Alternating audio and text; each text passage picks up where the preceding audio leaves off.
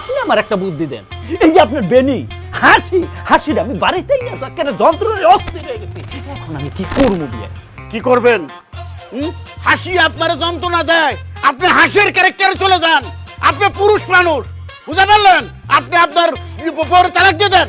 আব্বা এটা আপনি কি কথা কইলেন? আমার সামনে আপনি আমার বাবারে বুদ্ধি দিতেছেন, হ্যাঁ যেন আমার মায়ের তালাক দিয়ে দেয়। খবরদার কই দিতেছে আব্বা, আপনার কুবুদ্ধি হইন না। আমার বাবা যদি আমার মায়ের খালি তালাকটা দিছে, আপনার মায়ের আমি লগে লগে তালাক দিব।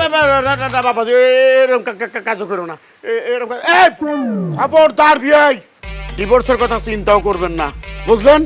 যেভাবে আসি সেভাবে সময়টা কাটে যাক। বাবাজি কইলো না আমরা কয়দিন বাঁচুম। হ্যাঁ বিয়াই, আপনি আপনার বউর তালাক দিতে পারবেন না, আমি আমার বউর তালাক দিতে পারবো না, আমার ছেলের বউর তালাক দিতে পারবো না। তবে আমরা পুরুষরা এখন কি করবো? কি আর করবেন আব্বা, জীবনে যে কটা দিন বাচ্চা আছেন এই বউ নামক জেলখানার মধ্যে দুজনে বন্দি থাকবে।